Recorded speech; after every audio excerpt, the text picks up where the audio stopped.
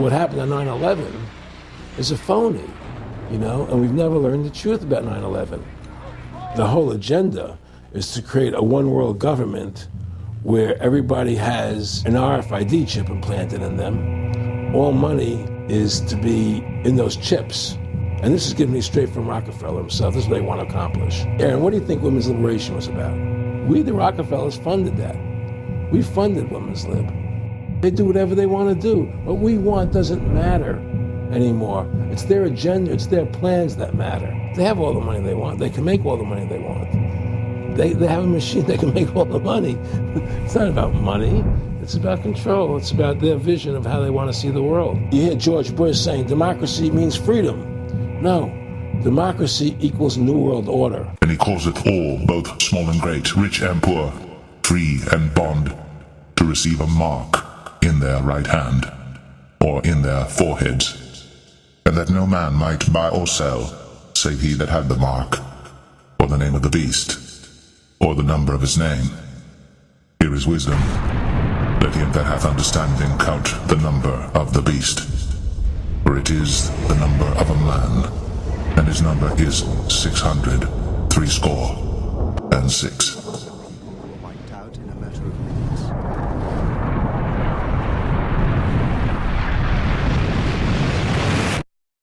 Today marks a historic step forward in our national security. Let's go live to reporter Sarah Martinez at the registration center downtown.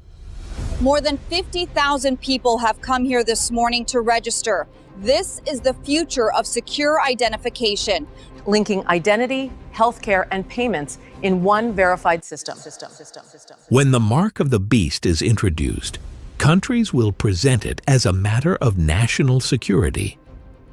Every financial institution, from the banks, hospital, and even supermarkets, will state that it is a requirement that you have the mark.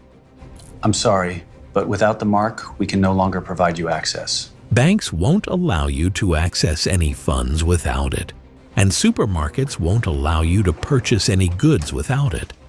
You'll need to get registered before you can shop here, sir. Hospitals won't treat any patient who hasn't been marked. I'm sorry, ma'am, we can't proceed without your digital mark. The mark of the beast won't be branded as evil. No, the mark will be incentivized. Early takers will be offered discounts and access to products and services. Then, gradually, those benefits will be exclusive, only to be available for the marked. They'll call it modern convenience. You'll call it a small price to pay, until the day you can't eat without it. Can't travel. Reminder, all riders must verify digital identity before boarding. Can't breathe in society. I'm sorry, sir, we can't proceed without verification. Unless you bear the symbol. You see, when the mark of the beast is introduced, the Antichrist will make life without it so difficult that many will simply cave into the pressure. People will feel the pressure from society to conform. James Carter, please follow me to room 4. You will see a desperate longing in the faces of people who just want life to return to normal. They simply want to be able to buy and sell freely. They want to work, socialize, and cling to whatever freedom they once had. The price to pay for this? A simple mark on the forehead or on the right hand. When the mark of the beast is introduced, you will see churches will be split down the middle. Pastors who once preached a sugar-coated gospel of comfort will fall silent, exposed under the weight of truth they never dared to speak. I don't know what to say anymore. Some will endorse the mark. Their deception will have no bounds. They will call it a blessing, a new beginning. This is a blessing, a new beginning. They'll say, God understands. And many will follow, blind and relieved to no longer feel the sting of conviction. And he calls it all, both small and great, rich and poor, free and bond, to receive a mark in their right hand or in their foreheads, and that no man might buy or sell, save he that had the mark, or the name of the beast, or the number of his name. Here is wisdom. Let him that hath understanding count the number of the beast. For it is the number of a man, and his number is 666. Wiped out in a matter of minutes.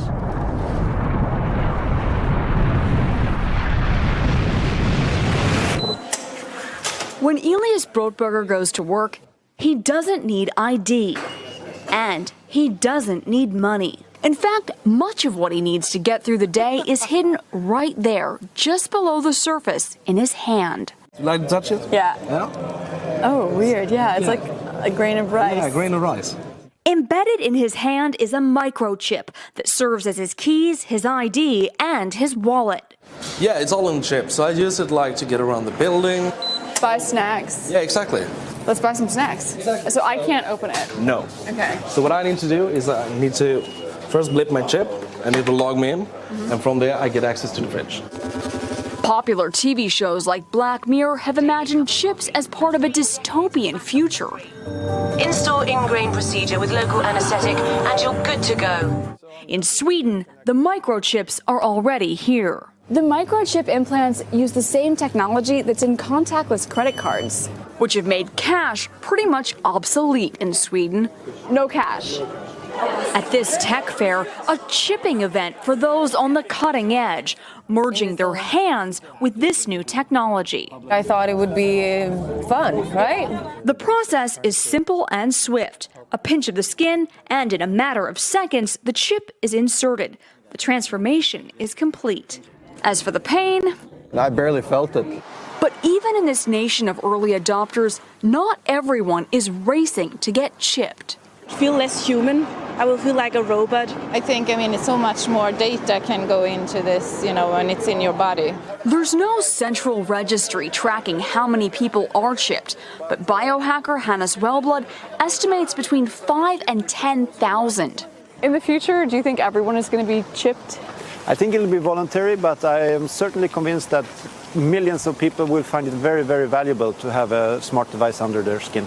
Human microchipping may be our future, but in Sweden, it's already reality. And he causeth all, both small and great, rich and poor, free and bond, to receive a mark in their right hand, or in their foreheads, and that no man might buy or sell, save he that had the mark, or the name of the beast, or the number of his name. Here is wisdom.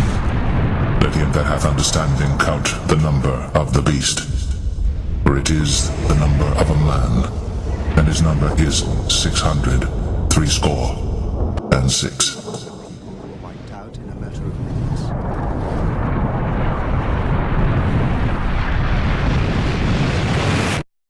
And so what's happened is that because they've taught everybody that we're a democracy, which is not true, now, so then in 1913, they bring the Federal Reserve System into being, right? And now you have this Federal Reserve System, which then in 1913 got the right to create money for the government, when before that the government created its own money.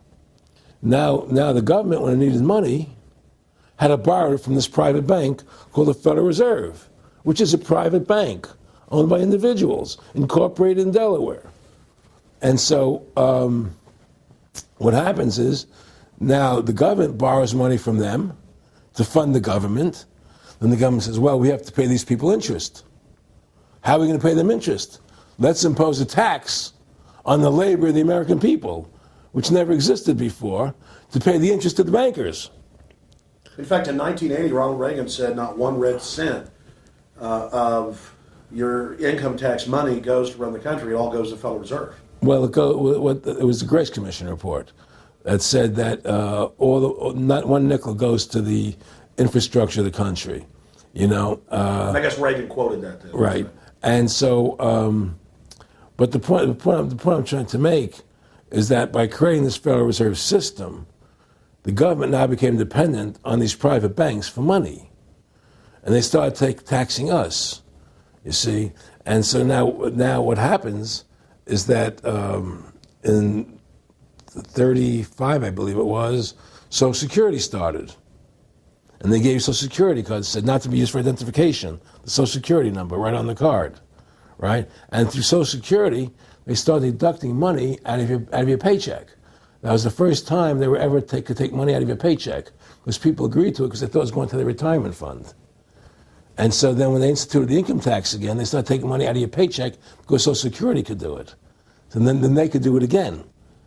You see what I'm saying? And so now they've even taken control of the tax payment itself. I mean, literally like you're a slave. They're taking it right there when you make it. Exactly. They don't even trust the public enough to send them a check. Yeah. Right. So they take it out automatically because they know people aren't going to want to pay it. So what's happened is that through the implementation of the Federal Reserve System, the government has become vested in these bankers, and they get their money from the bankers. And so then they impose a tax on us, which makes us more slaves, makes it more difficult for us to survive, right? Giving them more profits. And now what's happened is that through the Federal Reserve System, the bankers have pretty much taken control of our government. It doesn't matter Republican and Democrat anymore, because they're both the same.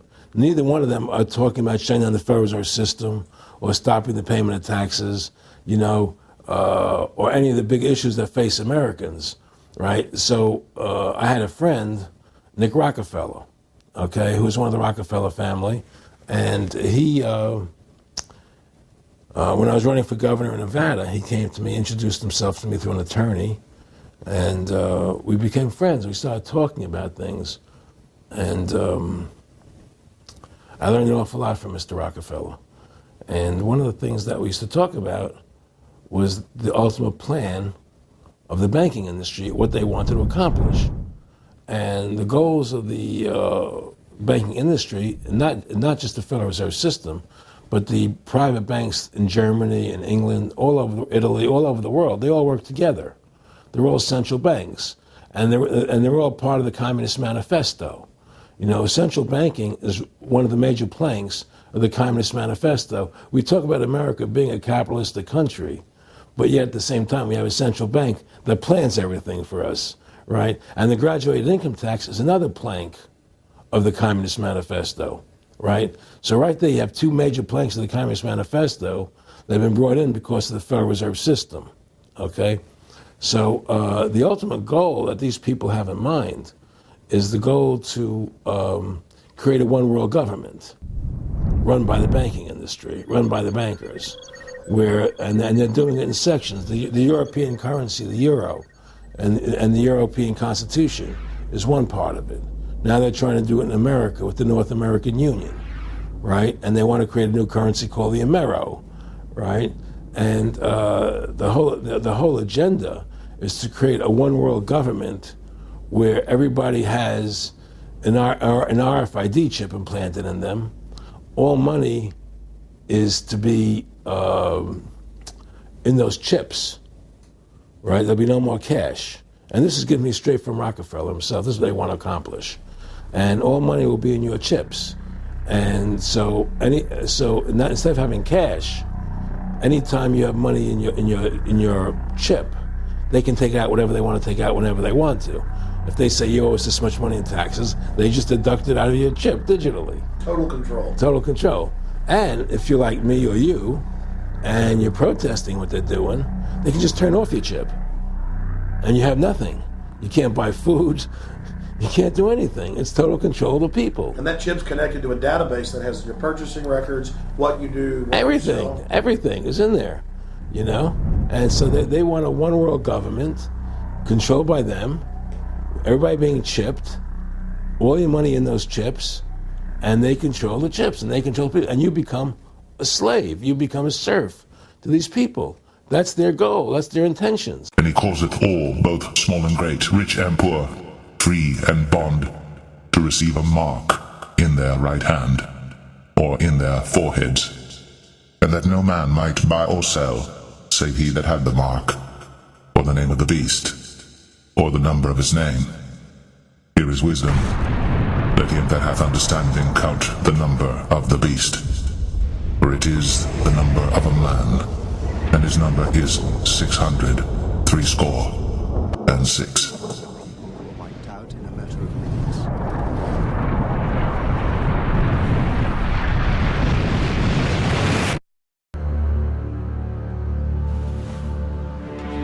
Those who trust in the Lord are like Mount Zion, which cannot be shaken but endures forever. The scepter of the wicked will not remain over the land allotted to the righteous. Do good, O Lord, to those who follow you, but to those who reject your ways, bring judgment.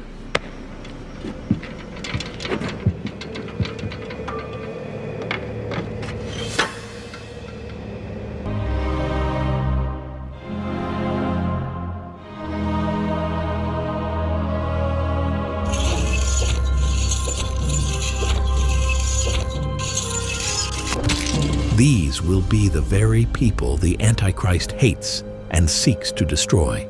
The world will mock them. Screens will show their faces, branded as extremists, threats to national unity. News anchors will smile as they read off charges. Tonight, another extremist has been identified, unmarked, uncooperative, a danger to peace. They'll be hunted not because they harm, but because they refuse to bow down to the man of lawlessness. When the mark of the beast is introduced, technology will become the enforcer. Scan complete. Scan complete. No mark detected. Drones, scanners, surveillance will be the eyes of the beast, watching from every angle. Your movements tracked, your choices logged, every purchase calculated. You will not be able to hide in plain sight. The system will see you, and it will ask one question. Are you marked? Families will be torn. Fathers choosing survival, mothers choosing safety. Children begging to be marked just to go back to school. And in that chaos, hearts will break. Love will be tested in a way no generation has ever known. Because when your faith costs you everything, you will find out if it was ever real to begin with. When the mark of the beast is introduced, comfort will become a currency of compromise. But for those who refuse, there will be no compromise, no middle ground, just a narrow road. Those who trust in the Lord are like Mount Zion, which cannot be shaken but endures forever. The scepter of the wicked will not remain over the land allotted to the righteous. Do good, O Lord, to those who follow you, but to those who reject your ways, bring judgment. And there followed another angel saying, Babylon is fallen, that great city, because she made all nations drink of the wine of the wrath of her fornication. And the third angel followed them, saying with a loud voice, If any man worship the beast and his image, and receive his mark in his forehead or in his hand, the same shall drink of the wine of the wrath of God, which is poured out without mixture into the cup of his indignation, and he shall be tormented with fire and brimstone in the presence of the holy angels and in the presence of the Lamb.